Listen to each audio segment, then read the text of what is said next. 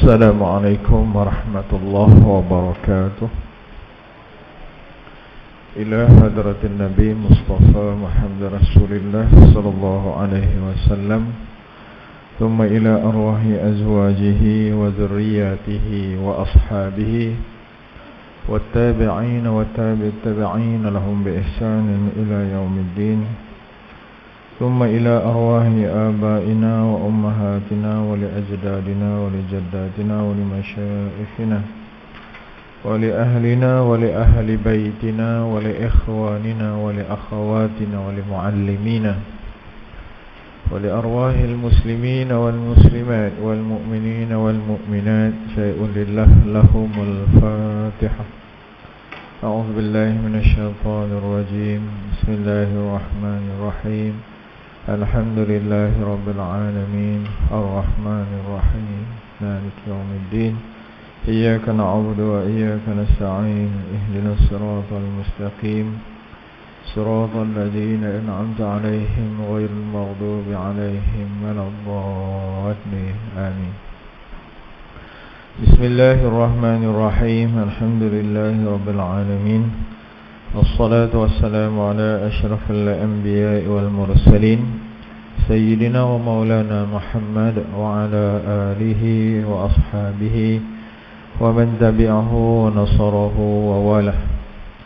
سبحانك لا علم لنا إلا ما علمتنا إنك أنت العليم الحكيم. وقال رب اشرح لي صدري ويسر لي أمري واحلل عقدة من لساني يفقه قولي. بسم الله الذي لا يضر مع اسمه شيء في الأرض ولا في السماء وهو السميع العليم. ولا حول ولا قوة إلا بالله العلي العظيم. Yang dimuliakan kursi jawatan kuasa masjid, warisan ahli jawatan kuasa, para pegawai masjid, tuan-tuan, puan-puan yang dirahmati Allah Subhanahu wa taala. Alhamdulillah, panjatkan puji dan syukur kehadrat Allah Subhanahu wa taala kerana dengan limpah kurnia-Nya, kerana dengan keizinannya, alhamdulillah kita dapat bersama pada malam ni yang sekian lama tidak dapat bersama. Saya minta maaf sungguh-sungguhlah, no? Keadaan semasa pun tidak mengizinkan. Lepas tu pula keadaan fizikal saya pun tidak mengizinkan. Tapi alhamdulillah diberi kekuatan, diberi kelapangan, diberi kesihatan oleh Allah Subhanahu wa taala untuk bersama lagi dalam mentalaah kitab Minhajul Abidin. InsyaAllah, no? Kalau tengok, kalau dalam kitab saya ni muka surat 46-47, iaitu penghalang yang kedua. Penghalang yang kedua iaitu halangan yang ketiga ataupun aqabah yang ketiga, iaitu faktor-faktor penghalang. Apa dia yang menghalang kita daripada mengabdikan diri sepenuhnya 100% kepada Allah Subhanahu wa taala? Sudah tentu ada halangan-halangan dia. Jadi Imam Ghazali dia telah menyenaraikan, dia fikir, dia ahli fikir. Orang putih kata dia ni ahli teologi. Fikir macam mana, apakah halangan-halangan yang menghalang kita daripada memurnikan ketaatan kita, ibadah kita, apa juga yang kita buat ni kepada Allah secara bulat-bulat. Ya. Sebab ada sahaja halangan, ya. Ada sahaja halangan dia ataupun ada sahaja cabaran dia. Ya. Apa kebaikan? Apa yang kita nak buat ni baru ni? Tak, hari ni hari terakhir, hari tasyrik yang keempat, 13 Zulhijjah. Allah Subhanahu wa taala offer, ya, dalam setahun ada 300, ikut kalender Islam setahun 354 hari. Allah Subhanahu wa taala offer selain daripada Ramadan, Selain daripada orang buat haji, kita yang tak buat haji ni, duduk di luar tanah haram ni, Allah Subhanahu Wa Ta'ala offer apa? Offer keampunan. Ya. Allah Subhanahu Wa Ta'ala ni dia ada 99 sifat, ya. Asmaul Husna ada 99. Ada dua sifat ni sangat menarik. Dua sifat ni sangat menarik. Sifat yang pertama Ghafur. Sifat yang pertama Ghafur. Apa makna Ghafur? Maha pengampun. Maha pengampun. Kita minta ampun. Astaghfirullahalazim. Astaghfirullah. Kita minta ampun. Ya Allah, ampunilah saya. Lepas solat tadi kita minta ampun kan, kerana mungkin ada kelalaian kita semasa kita sedang bersiaran langsung dengan Allah. Tak, kita menghadap Allah kan, tapi hati kita merawang, fikiran kita melayang. Tak. Jadi di akhir solat tu, selepas kita salam, kita minta ampun. Kita minta ampun. Astaghfirullah. Sebenarnya dalam hadis Nabi baca astaghfirullah 3 kali. Bukan astaghfirullahalazim pun. Astaghfirullah, astaghfirullah, astaghfirullah. Tu je sebenarnya yang disebut dalam hadisnya. Saya pun tak ingat matan hadis dia, tapi kita baca panjang. Astaghfirullahalazim alladzi la ilaha illa huwal hayyul qayyum wa atubu ilaih. Boleh tak? Apa taklah tak boleh, ya. Baca jelah. Tapi nak ceritanya, ya. Kemudian Rasulullah baca apa? Yang berkait. Allahumma inna ala zikrika wa syukrika wa husni ibadatik. Apa makna dia tuan-tuan? Berkait dengan solat. Allahumma inna, ya Allah, aku mohon pertolonganmu. Allahumma inni, Allahumma inni, aku mohon perlindungan, aku mohon pertolonganmu. Ataupun ya Allah, bantulah aku, tolonglah aku, ala zikrika, di dalam mengingatimu, wa syukrika, bersyukur kepadamu. Syukur kita ni ingat waktu solat. Syukur kita ni boleh mari masjid, no? Betapa ramai orang tak boleh main masjid, betapa ramai orang tak boleh solat. Wa husna ibadatik, dan elokkanlah ibadahku kepadamu. Kita minta supaya tiap-tiap hari ni ibadah kita ni jadi elok. Elok, elok, elok, elok. Elok yang tidak ada kesudahan. Itu berkaitan lah tu. Baik, yang saya nak kaitkan ni sifat Allah Ghafur, Maha Pengampun. Satu lagi sifat Allah Afun, pemaaf. Pengampun dan pemaaf, ada beza tak? Bagi kita manusia ni mungkin tak ada beza, bagi Allah ada beza. Satu lagi, Allah Maha Pengampun. Allah Maha Pengampun. Ghafur artinya Maha Pengampun. Satu lagi yang berkait juga, Allah Ta'ala ni Afun, pemaaf. Baik, ulama menafsirkan apa beza di antara pengampun dan pemaaf ni. Pengampun ni kita minta. Kita minta astaghfirullahalazim. Ya Allah, ampunilah dosaku. Allahumma ghfirli wali walidayya warhamhuma kama rabbayani shaghira. Itu kita minta, insya-Allah betul-betul kita minta, Allah Taala akan ampunkan kita. Satu lagi, Allah, sifat Allah ni, Allah Taala ni pemaaf. Pemaaf ni tak nanti kita minta. Pemaaf ni tak nanti kita minta. Contohnya apa tuan-tuan? Kita mai ke masjid. Di antara kelebihan datang ke masjid ni apa dia tuan-tuan? Diberikan pahala dan dihapuskan dosa. Dihapuskan dosa. Dosa kita di-delete. Dosa kita di-delete tanpa kita minta. Kenapa? Allah Ta'ala Maha Pemaaf. Baru ni kita korban.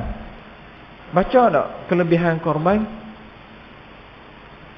diberi pahala, di antara kelebihan korban tu, diberi pahala sebanyak bulu yang tumbuh dekat binatang tersebut, kan? Dan diampunkan dosa kita ni sepantas sebelum darah jatuh ke bumi. Kita ada minta tak? Tak minta. Kita buat kerana Nabi habaq lagu tu, kelebihan dia. Maka kita mendapat, kita tak minta pun, dengan amalan korban kita ni, kita dapat keampunan daripada Allah. Tak macam kita, tak macam manusia. Kita ni orang minta maaf, kita maaf lah. Betul tak? Kalau orang tak minta maaf, orang salah dengan kita, orang tak minta maaf, sorry lah aku tak maaf. Orang minta maaf pun belum tentu kita maafkan. Tak? Orang minta maaf pun belum tentu kita maafkan. Bencinya kita tu sampai tulang hitam tu. Kalau kau aku benci, kalau kau aku tak suka, kalau kau aku benci, keturunan kau juga aku tak suka. Tak? Siapa kasih selamat? Doktor, profesor, engineer. Tak, sampai tahap tu tak suka ke dia, habis keturunan semua. Masya Allah. Nah, tapi Allah ni Maha Pengampun lagi Maha Pemaaf. Sebab itulah tuan-tuan, kalau saya refer balik sikit, no? Suatu ketika Aisyah bertanya kepada Rasulullah, "Ya Rasulullah, seandainya aku tahu malam ni berlaku Lailatul Qadar, apa aku nak buat? Apa doa yang aku nak minta?" Apa jawab Rasulullah? Kau bacalah. Kau baca doa ni. Apa kata Rasulullah? Baca doa ni. Allahumma innaka afuun tuhibbul afwa. Allahumma innaka afuun tuhibbul afwa. Itu dalam matan hadis sebut macam tu. Kita tambah. Tok guru kita tambah, ulama kita tambah. Allahumma innaka afuun karim. Tuhibbul afwa fa'fu anna.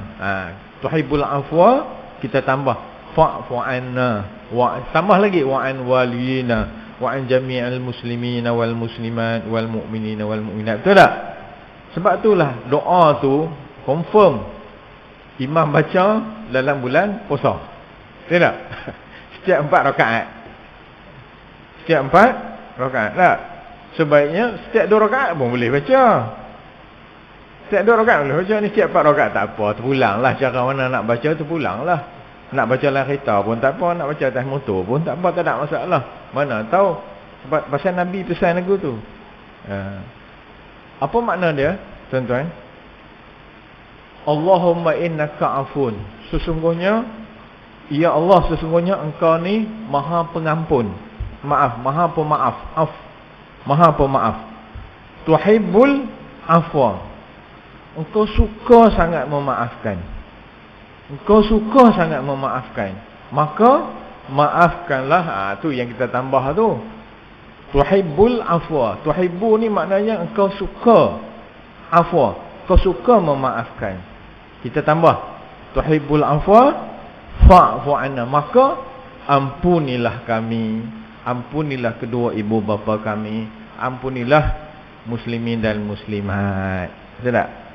Sebab apa Nabi sebut afun? Sebab andai dalam waktu yang kritikal tu kita tak payah minta. Kita tak payah minta by detail. Kita minta secara umum supaya Allah maafkan kita. Apa-apa juga, sama ada perkara yang kita sedar ataupun tak sedar, yang kecil, yang besar, yang zahir, yang batin. Tak, kadang kita tak tahu apa dosa kita dengan Allah ni, tak perasan. Macam kita buat salah dengan manusia ni, kadang kita tak perasan. Kita cakap biasa aja, dia tersinggung, hati dia tersandung. Tak, kita biasa je. Macam orang Melaka tak? Masuk rumahnya, oi celaka, panggil celaka tu. Oi celaka, aku ingat kau dah mampus. Ayat dia kan, aku ingat kau dah mampus, hidup lagi kau kita kan rasa remuk. Remuk. Pasal kita bukan orang Melaka. Orang Melaka dia biasa lu ucapan kasih sayang. Terlalu mesra lah kononnya. Wallahu a'lam lah. Itu cerita dia tuan-tuan, no? Baik, mudah-mudahan kita sentiasa mendapatkan ampunan daripada Allah Subhanahu Wa Taala tanpa kita minta, insya-Allah. Baik, kita tengok penghalang yang kedua, iaitu makhluk, muka surat 47. Penghalang kedua, makhluk. Yang lepas penghalang dia ni adalah dunia. Yang lepas, tahun lepas. Penghalang dia yang pertamanya ialah dunia. Dunia ni termasuklah kerja buat kita, pekerjaan kita, aktiviti kita, apa lagi? Bola kita. Apa lagi aktiviti yang lara-lara apa semua, itu dunia kita. Kesibukan dengan urusan dunia kita. Asal nama manusia ni memang kita sentiasa sibuk. Dan kelebihan kita ni, walaupun kita ni sebenarnya menanti mati. Betul tak? Kita ni menanti mati. Betul tak? Sebab kita dalam perjalanan menuju ke alam-alam yang berikutnya. Daripada alam roh, alam roh masuk ke dalam alam rahim. Daripada alam rahim masuk ke alam dunia. Daripada alam dunia satu lagi alam barzakh. Kita ni penanti. Sebut penunggu, hantu pula. Kalau sebut kita ni penunggu, jadi hantu pula. Kita ni penanti. Penunggu giliran, tiba masanya. Cumanya kelebihan kita ni, kita menunggu ni, menanti ni, kita boleh enjoy, kita tak rasa pun kita ni menanti. Betul tak? Tak rasa pun. Padahal kita nak menuju ke alam yang kita takkan kembali lagi dah. Kita akan menuju ke alam yang kita tidak akan kembali lagi dah. Kita akan terpisah dengan segala keseronokan dunia, dengan keindahan dunia yang semakin cantik. Cantik dunia lah ni kan. Makin lawa, orang lawa, kenderaan lawa, bangunan lawa, rumah pun makin lawa. Tak? Keadaan bandar pun makin lawa. Kita rasa sayang nak tinggal, betul tak? Tapi kita kena tinggal juga. Mau tak mau kena pergi juga. Mau tak mau kena pergi juga. Kita ni kalau boleh nak meninggalkan dunia ni, macam kita tidur. Saya lah nak tidur lah, tidur. Masa tidur tak sedar apa lah. Sedar-sedar esok lah. Ataupun sedar-sedar nak terkencing. Tu ya. Boleh lagi. Masuk bilik air. Dengar azan subuh, boleh lagi. Nak, kita kalau boleh nak macam tu lah, kita mati. Tak tu macam macam cerita Ramli, mesti ada senyum. Kalau boleh kita nak macam tu. Tak. Kita tak nak mati macam kita sakit. Biasa sakit tak? Kalau tuan-tuan biasa pernah merasai situasi sakit. Rasa sakit kan? Nak tidur tak boleh, tahu-tahu terlena. Tak. Sementara nak lena tu pun sakit, ya Allah. Memang tak boleh tidur, terlena je. Kita kalau boleh, itu sakit hidup lagi. Ini sakit jalan. Sakit ni sakit jalan terus dah. Jelek-jelek mata duduk tempat lain dah. Jelek-jelek mata duduk tempat lain dah. Dengan orang baru dah. Tengok siapa sebelah ni? Tak, tengok orang baru dah. Kita berada di alam lain lah. Kita kalau ada peluang berinteraksi orang yang bersama dengan kita dah. Tak boleh dah. Habis dah sahabat-sahabat kat dunia ni. Pasal kita pindah tempat baru. Macam kita pindah tempat baru kan. Nasib lah kalau boleh interaksi, kalau boleh sembang. Tak? Berapa lama lah. Okey lah kat sini. Kalau boleh sembang. Tak? Alhamdulillah kalau boleh sembang lah. Boleh sembang, boleh borak apa semua. Nak ngopi memang tak ada ngopi lah masa tu. Tak? Kalau boleh setara tu okey lah. Tak? Lama tak jumpa Ustaz Cha. Tak? Jom pergi. Ustaz Cha duduk kampung Ulu, anak gurau tu, kubuk kat sana. Tak? Boleh pergi round. Sebab orang mati ni, dia kalau dia amalan dia bagus, dia tak ada seksa, dia rehat. Dia nak pergi mana, malaikat akan bawa dia. Terbang sana, pergi sana, pergi sini. Pergilah ziarah. Macam kita hidup ni, Mungkin durian, okey rumah kaca. Nak teringat nak okey dia. Macam tu kok time mati. Kita akan sentiasa berhubung dengan sesama kita. Kalau boleh berhubung lah. Kalau tak ada siksa kubur lah. Pergi.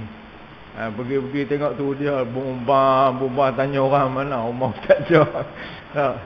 Daripada jauh dia dengar bumbang kena siksa kubur. Ya Allah, na'udzubillah. Macam itulah tuan-tuan. Ni peluang ada. Allah Ta'ala bagi peluang, masa ada, Allah Ta'ala bagi masa dekat kita tak. Ni nah.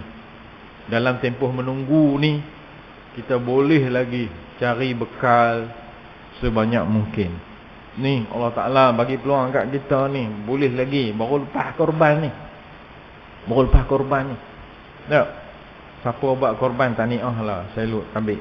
Tak? Sebab itulah korban ni special. Special hukum dia.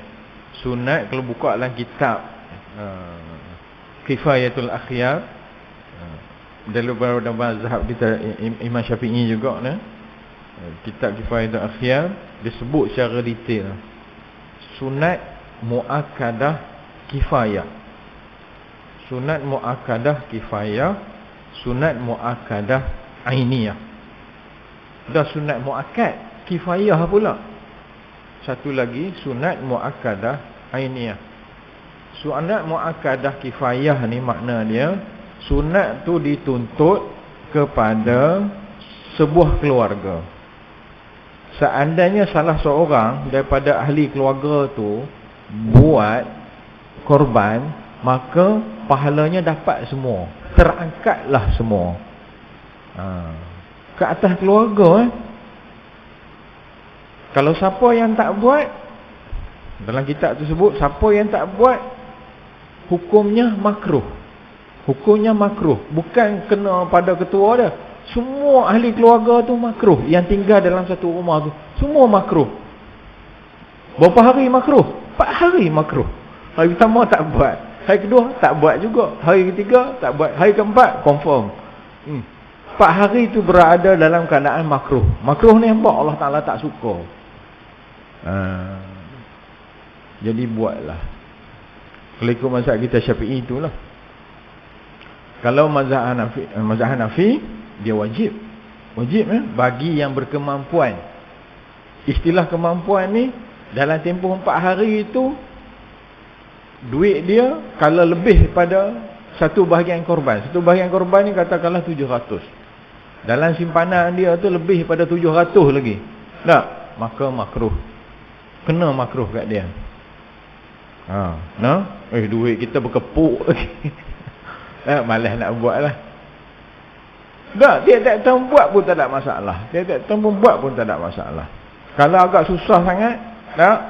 Tahun ni kita lancarkan tabung korban 1444 Hijrah, tuan-tuan punya. Carilah. Lah ni mana nak jumpa tabung ayam lah kan? Tabung bulu ke apa ke? Tin Milo ke mana? Tin Milo dah lo ni semua 3 in 1 semua.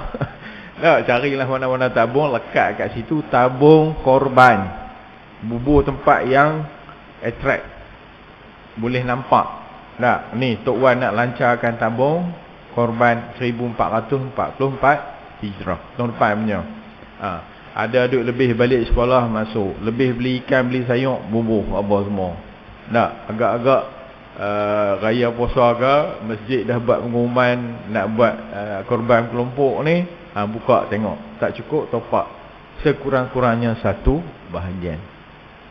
Sebab Nabi buat lagu tu, tuan-tuan perempuan. Nabi buat lagu tu. Nabi pada satu ketika Nabi korban 2 ekor kibas. Apa kata Nabi? Inilah korban, Allahumma hazihi minni wa ahli. Sesungguhnya inilah korbanku dan ahli. Sekor Sekor tu dia buat untuk dia, dan dia niatkan juga untuk ahli keluarga dia. Lepas tu sekor lagi dia buat untuk wali ummati. Dia kata untuk umatku. Nabi dah cover siap-siap dah. Untuk umat dia Nabi buat dah dulu. Untuk umat dia, untuk kita Nabi buat dulu lah. Tapi jangan duduk pakai hak tu lah. Kalau kita berkemampuan, jangan Nabi dah buat dah. Hak Nabi buat tu okey, ni kita buat lagi, bonus lagi untuk kita. No? Ni ada peluang ni tuan-tuan. Mana tahu tahun depan masih lagi bernafas. Kok lah tak cukup nafas dah. Pakai oksigen pun reject dah. Oh, na'udzubillah tuan-tuan. Lo ni pelik-pelik kan? Pelik-pelik. Siapa sangka COVID nak main? Siapa sangka? Ramai kalangan kita yang dah kena COVID tak sangka-sangka, no? Itu dia. Baik, sebahagian lagi kita tengok, no? Sebahagian lagi penghalang ibadah yang 4 ialah makhluk. Maka wajib engkau mengasingkan diri dari makhluk itu. Maka wajib engkau mengasingkan diri dari makhluk itu. Semoga Allah memberi taufik kepada kita semua untuk taat kepadanya. Makhluk yang macam mana yang kita kena asingkan? Makhluk ni orang lah. Yang dimaksudkan dalam kitab ni orang. Ya, orang. Adapun, ada huraian dia sikit. Adapun, jumpa tak? Tuan-tuan. Nampak tak? Adapun yang mewajibkan, Imam Ghazali kata wajib. Mesti. Adapun yang mewajibkan, yakni faktor yang mendorong engkau mengasingkan diri dari makhluk itu kerana 2 perkara. Pertama, kerana kebanyakan makhluk itu memalingkan engkau dari ibadah dengan memasukkan kebingungan-kebingungan di hatimu dan sebagainya. Baik, titik kat situ. Baik. Kalau kita ada kawan yang lara, ni kawan baik kita ni daripada kecil sampai ketua ni, tapi dia ni memang perangai dia tak biasa, tak pernah berubah. Tak? Boleh kita ni dah sedap dah umur dah lepas bencin dah ni. Dia ni tak bencin-bencin lagi, perangai tak bencin. Duk nak buat tak senonohnya, duk nak buat laranya. Kita rasa, tak payahlah. Tak? Ini maksudnya asingkan diri daripada dia. Belajarlah untuk jauhkan diri daripada dia. Masa dah tak panjang lagi dah. Ya.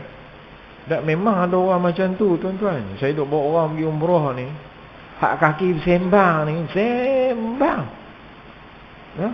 Sembang. Ya? Lang kapal terbang, dah tak ada apa nak sembang lah. Balik ni orang semua tidur letih. Dia sembang dengan pramugari. Ni saya cerita dalam masjid ni, wallah tuan-tuan, wallah cerita dalam masjid ni. Kita duduk ngak, sembang dengan pramugari. Dia sembang apa? Pramugari pun tak mahu nak layan. Dia tanya, gaji berapa? Dia boleh tanya, gaji berapa? Teruk kerja tu, tolak tu. Sampai terik pula kat kaki tak. Kalau betul-betul jengek macam tu tak. Troli tu lah jatuh belakang kan. Dia boleh tanya, berapa gaji hang? Lelah kali gaji pramugari pun dia tanya. Orang semua tidur lah. Nak sembang juga. Hak lagu ni kan, kalau pergi Mekah kata tuan-tuan, tak usah lah. Jauh lah. Kalau dia pesan, nanti nak pergi masjid tepi sekali no. Pergilah senyap-senyap. Pergilah senyap-senyap. Bukan apa. Selagi kan kita nak, bukan senang nak main tak. Berapa lama lah, duit apa habis pun semua. Main duduk dalam masjid. Dia nak sembang je. Tengok orang lalu, ni orang apa? Turki orang. Ni orang apa? Afrika. Ni, betulnya cerita. Baik lelaki, baik perempuan sama je. Hak ni dia boleh menghalang kita, boleh mengacau kita. Yang dalam kitab ni sebut, boleh menimbulkan kebingungan-kebingungan. Jadi pelengong kita, jadi pening kita. Tak?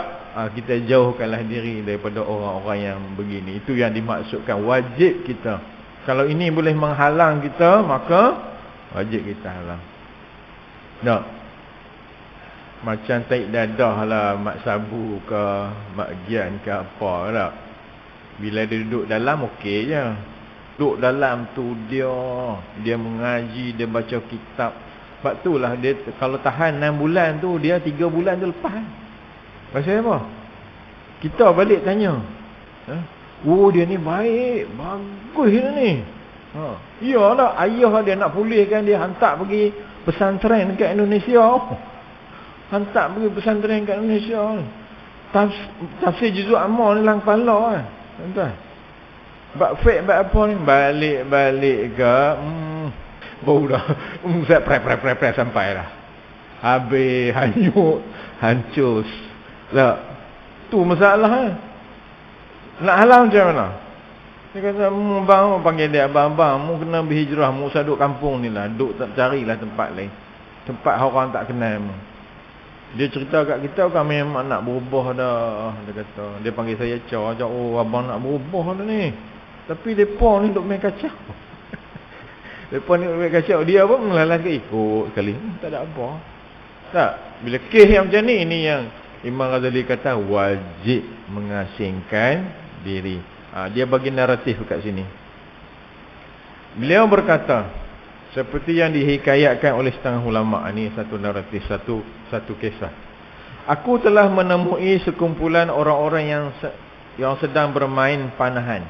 Di antara mereka ada seorang yang duduk menyendiri, jauh dari kawan-kawannya. Maka aku ingin berbual dengannya, tetapi dia mengatakan bahawa zikir kepada Allah itu lebih baik daripada berbual-bual denganmu. Kataku, engkau menyendiri dan berpisah dari orang lain. Jawabnya, tidak. Aku tidak sendiri. Aku bersama Tuhanku dan berserta kedua malaikat yang di kiri kananku. Kataku, siapakah yang menang di antara mereka? Jawabnya, menang ni hak panah ni lah. Jawabnya, yang mendapat keampunan Allah. Jauh dia lari. Siapa yang menang main panah ni? Yang mendapat keampunan Allah. Dia jawab begitu. Jadi orang-orang tok wali Allah ni, orang-orang alim ni, mereka jawab lain. Tanya lain, mereka jawab lain. Siapa menang ni main panah ni? Dia nak sembang lagi. Kawan ni tak mau sembang. Tapi dia duduk juga dekat situ, dekat orang main panah ni tadi. Cerita dia. Dia duduk juga. Nampak macam duduk sekali. Tapi bila dia ajak sembang, dia tak mau sembang. Dia tak mau sembang. Bila ditanya, kawan ni nak cungkir lagi. Nak ajak sembang lagi. Siapa yang menang? Dia jawab apa? Yang mendapat keampunan Allah. Kalau tak belah lagi, tak tahulah. Kita duduk pergi masjid kan. Saya ceritakan sungguh. Saya ke kopi sana, saya suka duduk pergi seorang. Pergi seorang, pergi masjid seorang, apa semua seorang. Memang kita duduk ramai, sebenarnya kita bersendiri dengan Tuhan. Bersendiri dengan malaikat di kiri kanan kita. Nak sembang banyak lagi, 20 masa satu hari 24 jam. Boleh bersembang kalau nak bersembang. Boleh nak mengopi, bukan tak boleh ngopi, tak boleh. Bukan tak boleh ngopi, boleh ngopi. Lepas subuh tu pergilah ngopi. Dia ada time dia lah, tak? Habis tinggi sejam, lebih daripada sejam tu merapu lah. Lebih daripada kopi secawan tu, mai tambah lagi kopi sejuk tambah, tu dah merapu lah. Saya di kampung pun macam tu. Mula-mula saya balik duduk kampung. Saya tak biasa duduk kampung, tak? Duduk kecil-kecil tu mana tahu. Bila dah tua dan pencen balik duduk kampung. 3 tahun saya duduk perhati je cara orang kampung, macam mana orang kampung ni bersosial. Yang kita tengok dalam drama ni tak boleh pakai, tuan-tuan. Dalam drama ni, drama Melayu ni. Kalau tunjuk kampung je, duduk kedai kopi je. Dia tak ada kerja.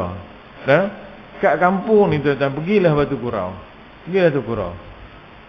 Kalau saya perhati, kalau malam tu hujan, mereka lepaklah kat kedai tu sampai pukul 9 pagi. Lepas subuh tu kan, pukul 8, 9 dah lagi. Tapi kalau kemarau, bukan kemarau, tak hujan. Maaf, saya pun terikat bahasa kampung lah. Orang Batu Kurau ni, tak, sehari tak hujan, dia kata kemarau dah. Kemarau, pening. Baru semalam tak hujan, dia kata kemarau dah. Kalau tak hujan malam tu, pagi tu tak nampak, tuan-tuan.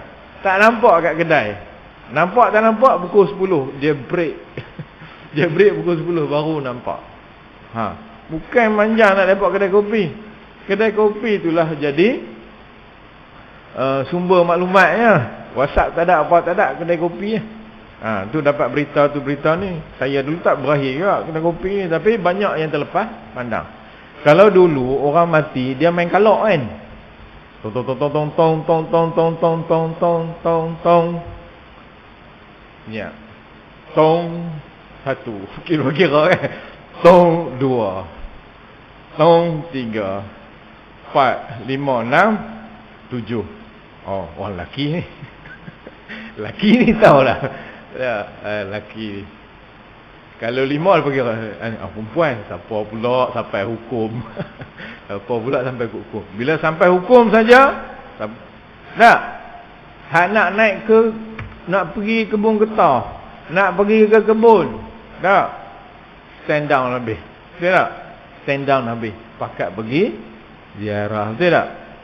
Sampai pergi ziarah, sampai solat jenazah, sampai hantar ke kubur. Tuan-tuan perasan tak? Sampai hantar ke kubur, kan?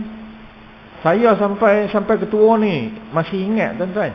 Hak pergi kubur ni, hak tukang baca talqin apa semua, dia bagi sapu tangan. Dia bagi sapu tangan, kan? Dalam sapu tangan tu ada pinggan. Ada pinggan, kan? Saya teringin sangat nak tahu apa dia ada dalam tu. Bila saya tua balik kampung, tak ada lagi ke tu? Tak ada lagi ke tu? Rupanya dalam tu ada apa? Saya tak tahu sampai lah. Saya tak tahu ada apa dalam tu. Tak. Sampai begitu sekali. Orang dululah.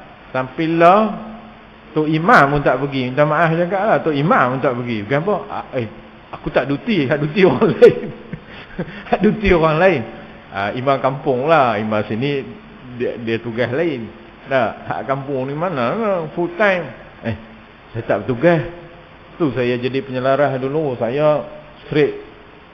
Bab ni, kalau apa berlaku kat kampung, Tok Imam dah jawab.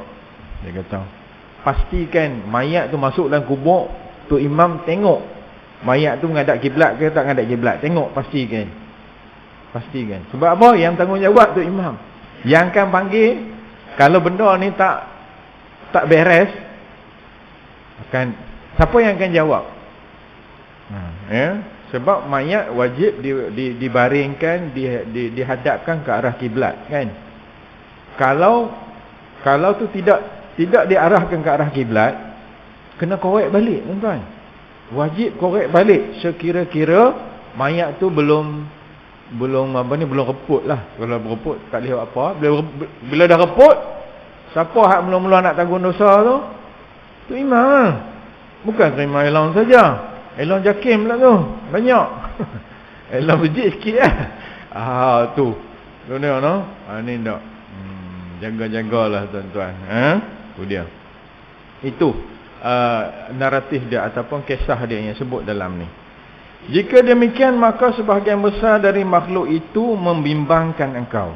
Maknanya kebanyakannya ialah boleh melalaikan kita, melarakan kita. Sebab kata patah Arab, seseorang itu dilihat pada rakan dia. Seseorang tu dilihat pada rakan dia. Sebab itulah di antara kita ni, kan, tuan-tuan perasan tak? Kita ke anak kita ke, kita lah, kita dah lalui, kan. Tak semua boleh masuk dengan kita, betul tak? Tak semua kawan-kawan ni boleh masuk dengan kita. Perasan tak? Tak semua kawan-kawan, aku tak boleh lah dengan dia ni. Tak. Ada hak boleh masuk, ada hak tak boleh masuk. Ini semua kurniaan Allah. Rezeki. Rezeki Allah Ta'ala bagi dekat kita. Dekat kita, dekat sahabat kita. Kita senang dengan dia, dia senang dengan kita. Boleh masuk daun orang kata tak? Ini semua rezeki.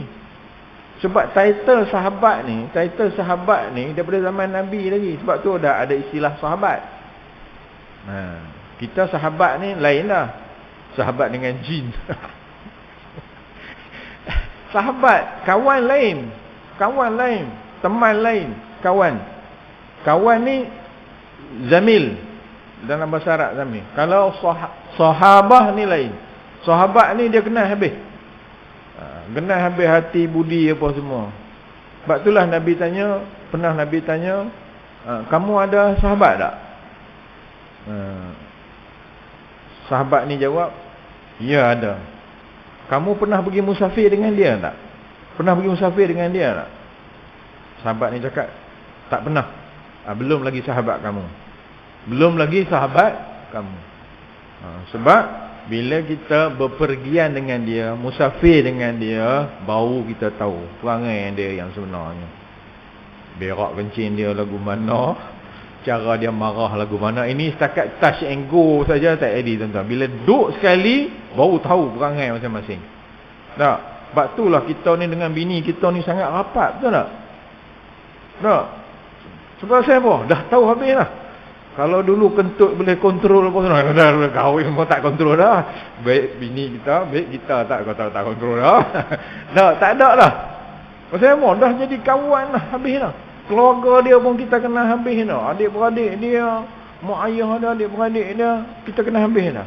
Tak, dia pun kena habis dah adik-beradik kita. Kalau duk bergaduh lagi, duk tak ngam lagi, tak tahu nak kata. Memang tak tahu apa setan saka bawa, tak tahu. Tak. Tu dia.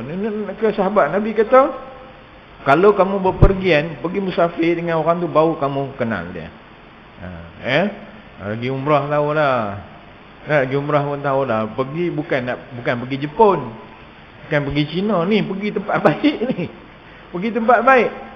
Kalau tak boleh pakai juga, memang tak boleh pakai lah. Kan banyak berlaku kan. Di sini kita duduk sekali no. Kita pergi mana pergi sekali no. Pergi ni adik-beradik ni. Pergi sana. Dia tak kenal siapa-siapa pun. Orang tu duduk ikut dia. Dia duduk ikut lah orang tu. Boleh ngam pula kat sana. Hak sini ni tak mana hala dah pergi. Laki bini pun boleh bergaduh. Ni kan saudara mara kawan-kawan. Nak kenal kawan, kata Nabi, pergi musafir dulu. Baru kenal siapa dia. Baik. Jika demikian, maka sebagian besar dari makhluk itu membimbangkan engkau. Bahkan terkadang-kadang menghalangimu dan membawamu ke jalan kejahatan dan kebinasaan. Ini lagi lah. Dok, kalau dah terang-terang bersekongkol, sayahlah. Ya, saya pun ramai kawan. Saya pernah ceritakan tuan-tuan. Ada sahabat saya, kawan, sahabat lah. Sahabat ke kawan lah? Kira kawan lah. Ya, tak tahulah dia ni, dia cari saya. Saya kalau sahabat lama-lama, tambah-tambah mereka kaya, saya tak cari. Dah, kita rasa rendah diri lah. Inferiority complex. Kalau dia cari kita, ya. Ni dia cari ni. Dia cari saya. Ya, dia cari. Maisha. Yalah, kita pakai Honda City buruk je. Dia pakai Mercedes apa nak sebut tak tahu lah. Hak lo ni lah. Hak 450 kan. Zaman tu lah. Hebatnya dia. Zaman tu pun dalam, saya berhenti askar dulu lah, 10 tahun dulu lebih kurang. Dia mai je saya ni. Aku kesian tengok hang ni. Aku nak pergi projek kat hang. Aku nak pergi projek kat hang. Hang, dia tahu saya ada kelulusan sikit. Hang tukang promote ya. Hang ni promoter lah. Cik, dia kata kan. Dia cuba nak masuk jarum dia. Ya. Ni. Aku baik dengan ni FGV ni. Orang-orang FGV ni. Felda. FGV kan. Saya pun tak tahu benar dia apa. Hang jaga Perak ke atas aja. Perak ke Perlis. Perak lah paling banyak. Felda. Apa-apa projek dalam Felda, okey, hang bawa kontraktor mai jumpa aku. Tak tahulah berapa persen dia nak bagi. Berapa persen nak bagi? Hoi. Dalam hati saya, oi, kaya. Ini projek bukan sikit dia. Projek kaya-kaya ni tuan-tuan. Mana aku reti, mana kita biasa dalam askar kita peringkat bawah tuan-tuan. Dah, mana biasa bukan apa ni bergaul dengan datuk apa semua. Mana benar tuan-tuan. Tak apa, aku ajak hang. Aku ajak hang mai ya. Aku ajak hang. Saya pun kebetulan kenal kat kawan 3-4 orang hak kontraktor G4 ni kan. Hak juta-juta ni kan. Kenal juga.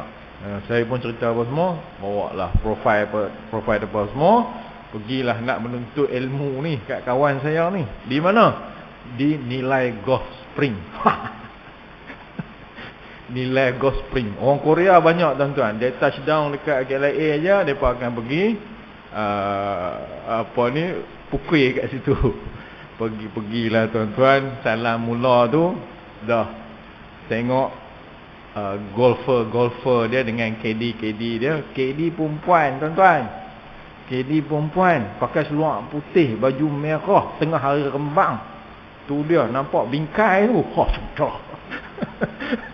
Sudah dia bawa round dulu. Dia bawa round dulu. Saya ni tak tahu aku hampir terlentok-lentok lena kat kelab depa tu lah. Lepas tu dah selesai apa semua. 3-4 jam apa-apa depa bersembang apa semua sana. Saya nak belajar cara macam mana nak deal dengan kontraktor. Dia main-main sembang apa semua. Saya ni paku je lah kan. Tu dia depa tuan-tuan, tak ada segan silu. Berapa hang boleh bagi? Kalau aku boleh dapat projek ni, berapa hang boleh bagi? Direct cakap. Kata tu dia. 20%, 30%, 1% pun cukup dah. Lepas tu kita mengerti kat benda-benda ni kan. Saya panggil dia abang pasal dia tua pada saya, bang. Macam ni ke? Tak ini hang bekerja dia kata. Hang promoter, hang pelobi. Hang buat kerja bukan nak buat kerja. Dia pusing kot tu pula. Semua setan semua ni. Tak payahlah bang cakap, kalau mungkin 10 tahun dulu kan. Boleh lah, ni aku pencen dah, tua dah. Tak pergi kan, mula-mula kita rasa berdosa. Nak? Lepas tu main ratus ribu, tak rasa apa. Takut tak apalah, aku pakai kereta buruk pun tak apalah. 7 tahun, 8 tahun dah kereta tu, tak apalah. Tu dia tuan-tuan no? Takut, ni. Saya pun kurang lah dengan dia. Memang dia kontak, kita kontak. Bukan apa? Takut kita. Memang kita tengok dia senang lena sekali pergi umrah ni tuan-tuan. Bawa satu family 10-12 orang. Tak? Rumah besar. Duduk Seremban tu. Tempat elit tu. Seremban tu. Tu dia tuan-tuan. Tak apalah bang. Dia dah biasa macam tu. Ni. Ni yang Imam Ghazali pesan ni. Sampai kalau boleh kita lupakanlah dia. Just kenal-kenal macam tu je. Kenal-kenal macam tu je sekawan, okeylah.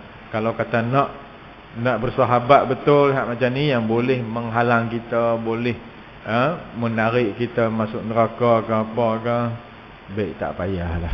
Memandalah dengan apa yang ada, insya-Allah tuan-tuan. Baik, jadi saya rasa sekadar itu. InsyaAllah ada kesempatan yang lain kita sambung lagi insyaAllah. Aqul qawli hadha wa astaghfirullahal azim.